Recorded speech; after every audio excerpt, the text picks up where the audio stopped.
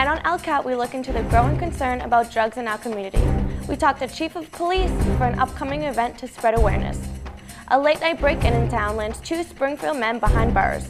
Just ahead, what you need to know and keep your home and your family safe during the winter months. Future plans for Heritage Park are in the works. The town's rec director brings us up to speed on what he hopes to do with the property. Candidates send in their paperwork for the Charter Commission, but are there enough nominees to move further in the process? The town clerk fills us in on the latest. All that and Spartan News Sports Update just ahead.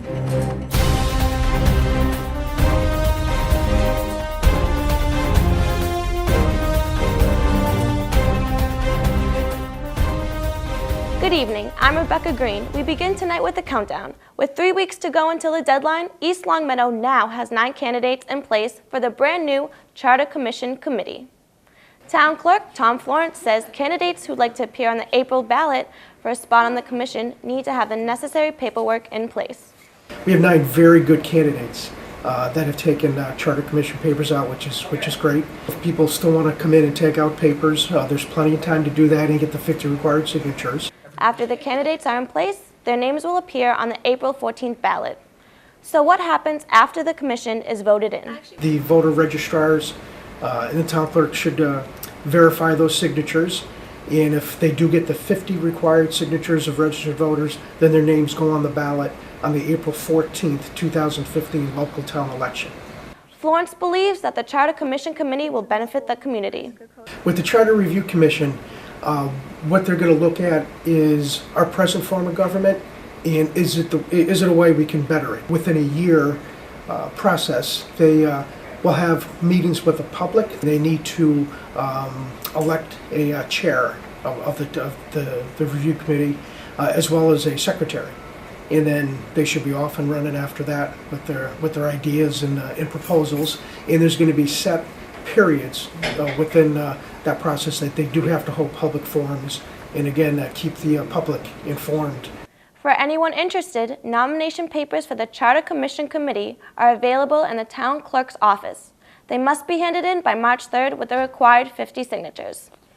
Checking to other stories making the news, 2 Springfield men are behind bars tonight, charged with breaking into an East Longmeadow home early Saturday morning. Sergeant Pat Manley says snowy footprints help police find the suspects.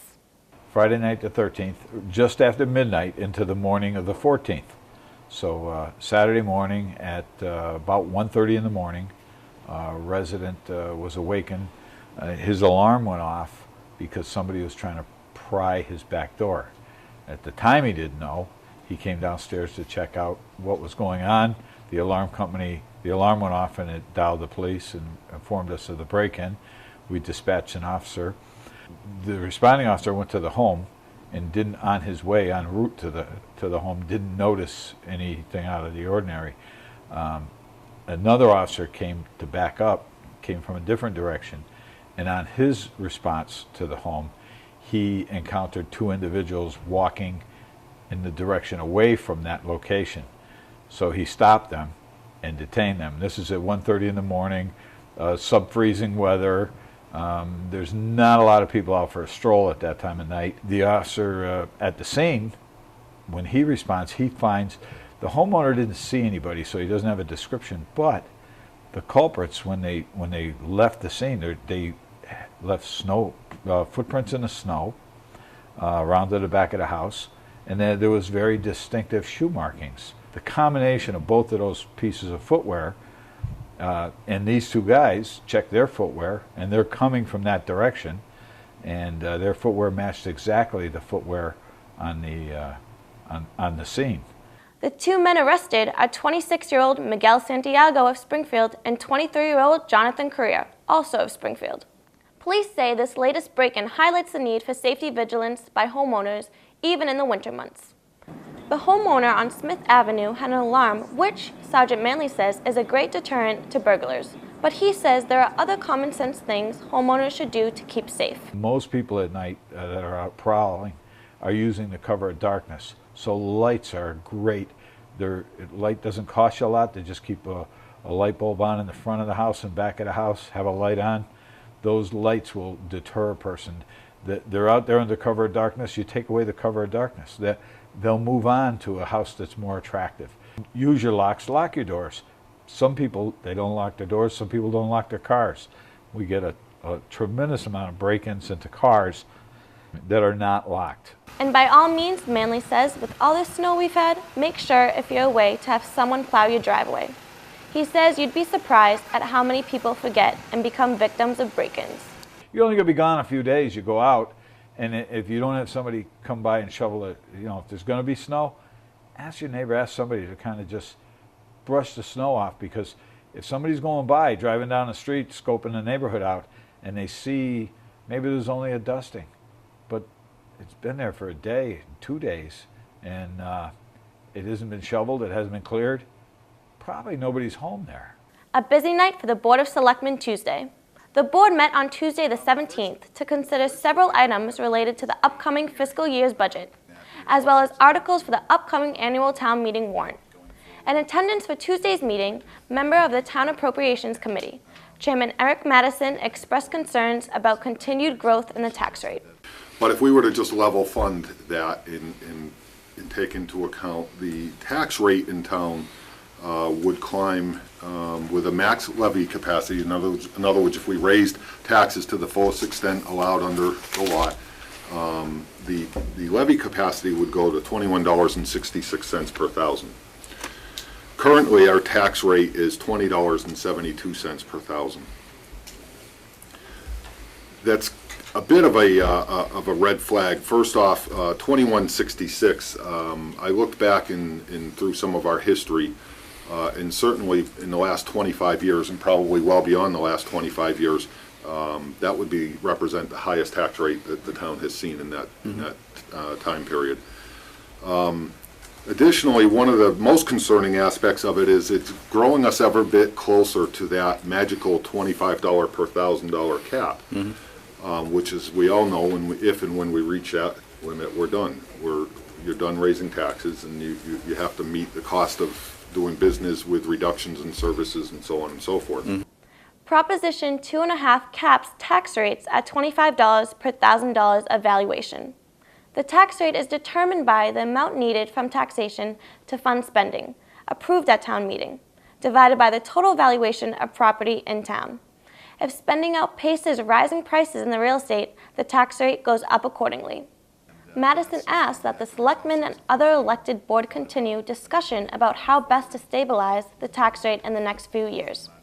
He also acknowledged the challenge of doing so while maintaining town services. We believe it's to continue to raise the taxes to the maximum levy limit and grow ever bit closer to that $25 per $1,000 cap is simply kicking the can down the road.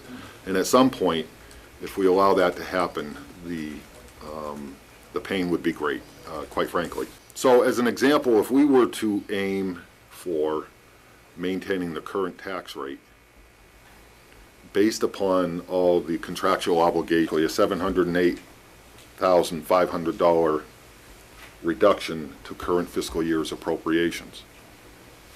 Select Board Chair Paul Federici noted as well that the town is currently negotiating all of its collective bargaining agreements with employee unions.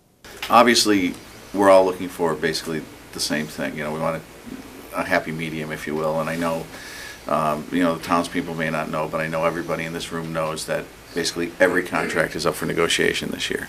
So that's the big, that's the, was it the 400-pound elephant in the wall, or in the room, or whatever they say it. Certainly one of the attractions for me to move into this town 21 years ago was the type of town it is. Certainly I've raised 3 children in the town that's got an exceptional school system, exceptional services in town, everything from the DPW to the Parks Department or Recreation Department rather, and so on. I think the problem that we're running into is we're supplying services that we can't afford any longer. Right. So at some point, we do have to maintain quality employees. I think we have an obligation to our employees to pay them a fair market value and so on. But at some point, I think we have to reevaluate those services in those dollars in terms of what we can afford. Appropriations also asked the selectmen to clarify the position on two elements of the budget that would offset some of the $700,000. A local options meal tax and eliminating the cost of providing town health insurance for elected officials. The boards have another joint meeting scheduled for March 10th. For a short video that explains the budget process and the impact on property tax, go to ELCAT's YouTube page at ELCAT 01028 and click on 5-minute primers. One more note from the Selectmen's Meeting. With snow piling up along the town's roadsides comes a big concern about buried fire hydrants. Fire Chief Paul Morissette asked residents to help out the fire department and the DPW by keeping more than 1,000 hydrants clear of snow, especially along side streets and residential areas. Yeah, everybody knows we've had considerable snow. The DPW is doing their best to assist us, but there's over 1,000 hydrants in town with what goes on within the fire department, and we work Monday through Friday 8 to 4. It's difficult. There's no way we can hit every one of them. Our goal usually is to try to do the main drags, the 7 main streets coming out of the Rotary, and then we hit the connecting streets, Kibbe Road, Maple Shade, Westwood, Chestnut Street, to try and keep all of that open. We hit the industrial park. There is a large dollar volume down there, so we try to keep that open. The DPW has been great. They had a loader working with us, and if anybody's interested, if you got a hydrant near your house or your neighbor's house, if you could shovel it out, if you have a problem locating it. The DPW has this new software. It's an app. The deputy and I both have it on our phones. It actually locates the hydrant for us. We can walk right up to it, and it's within a foot. It's beautiful. It's a great app for us. Word in from Massachusetts state health officials that the Commonwealth is in the midst of a public health emergency. The main issue, opiate drugs and related overdoses and deaths. The ELPD says East Longmeadow is no exception. Police Chief Doug Mellis says the number of drug overdoses and deaths in town has skyrocketed. We've had roughly about 8 to 10 people overdose, and of that number, probably 8 of them have died from the overdose of heroin, which is part of the opiate family. Chief Mellis says this is not an issue for other communities.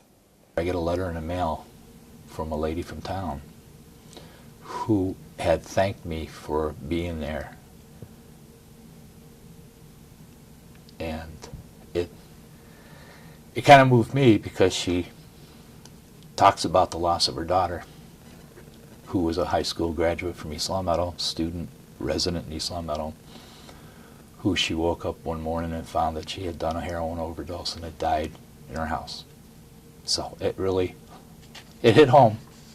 And she was happy, and she's offered to do whatever she can to get this message out that it does happen here. It's not down the street. It's not on television. It's not in another community. It's here. It crosses all ages. It could be the high school kid that twists his knee or needs ACL surgery.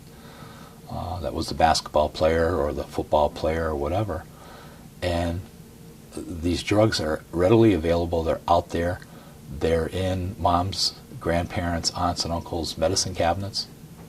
Next week, local law enforcement and health authorities are coming together for an unprecedented event. It's called How to Keep Our Children Safe. Together We Stand.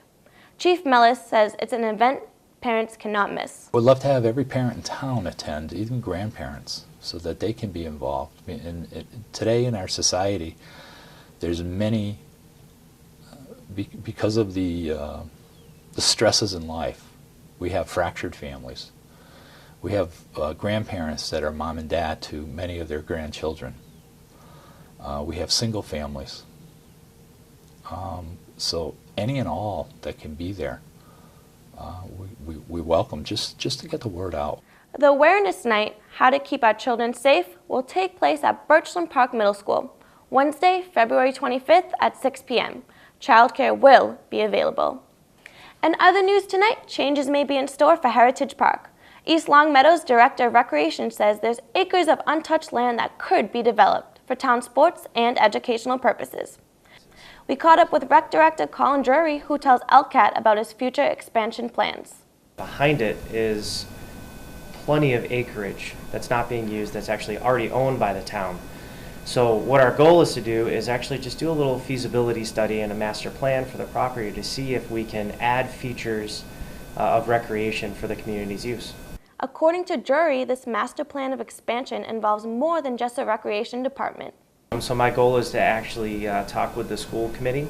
I have had preliminary conversations with Gordon Smith, our superintendent, so my goal is to spend some time with him as well as the school committee to see if we can create a plan that is mutually beneficial for recreation and the schools. So the question is, what exactly will the community expect to get out of this proposed expansion? We want to make sure that we're focusing on the community as a whole. So our goal is to obviously add some new sports facilities because we are running out of space in our community right now for the amount of kids that are playing. Our goal is to kind of add different features like fitness trails as well as educational trails for the youth and for families to use as well in conjunction with these sports facilities. As Jury explains, the process is underway. We're already starting now to get engineering quotations for the scope of services. The engineering work would probably take somewhere between 2 and 4 months. And then once we have that engineering work, it would be to adopting a plan as a community and then also allocating the money to actually put the project in play. For more information, stay tuned for updates on the Recreation Department website. Once the project really catches ground, we'll make sure to create an aspect of our website for a place for community members to look. Also stay tuned for ELCAT news updates as the process continues. In sports tonight, we start with Spartan Boys Varsity Hoops. The latest matchup, the boys took on Chicopee High School, a game which also decided what team would move forward into the playoffs. Both teams brought their game faces and provided fans with an exciting senior night for the Spartans. Senior boys Richard Ukalakarunya, Nate Lindsay, Mas Mobin, and Brett Smith, along with senior cheerleaders Caitlin Forbes and Mari McLaughlin, were acknowledged during the game for all their hard work and dedication. On to the action, the game was extremely close, with both teams tied at 56 with 2.5 minutes to go. East Longmeadow's A.J. Allen set the bar high with 22 points as Nate Lindsay contributed 10. Unfortunately, the Spartans' impressive shooting was not enough to beat Chicopee. The final score at 58-68. With the loss, Spartans are sadly out of the playoff. They end the season with a record of 7-13. In girls' hoop action, let's go back to last Thursday's game versus Ludlow Lions. Talk about a nail-biter. This one went down to the wire. Back and forth, the score went throughout the entire night. Julie Decker and Meg Lindsay both had outstanding performances and put up 14 points apiece. Going into the fourth, however, the Spartans found themselves down by 6. Both teams battled, and in the end, it was foul shots that the Spartans were able to capitalize on that helped them win the game in the last seconds. The final 44-41 Spartans. Now on to the girls' latest game against Pittsfield. Colin Casey has this wrap-up.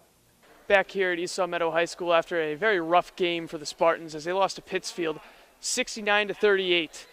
As the Spartans now prepare for senior night tomorrow night, they host Agawam. As you have to wonder, though, if it's going to be with Meg Lindsay, as Lindsay, early on in the first half, she rolled her ankle. It was her left ankle. We'll see if she'll be ready to go tomorrow night. But Pittsfield really hammered the Spartans down at the free throw line. They made almost all of their free throws, shot extremely well from beyond the arc, and played some lockdown defense. So if you're the Spartans, you just want to forget that game tonight and just focus on the next one tomorrow against Agawam. For ELCAT, I'm Colin Casey here at East Meadow High School. And finally, on to the boys' hockey game from Tuesday night. It was senior night for the Spartans, who took the ice against rival Minichog. A tough night against Chug after holding the lead for 2 quarters. The surprising factor in this matchup was the enormous amount of penalties, which created an aggressive attitude on the rink. 27 penalties in all during this very physical battle. It wasn't until the third quarter when Minichog scored all 3 goals for the win. The Spartans did not have enough time to fight back. The final score, 3-2. That will do it for us tonight. Thank you for watching ELCAT News Update. I'm Rebecca Green. Good night.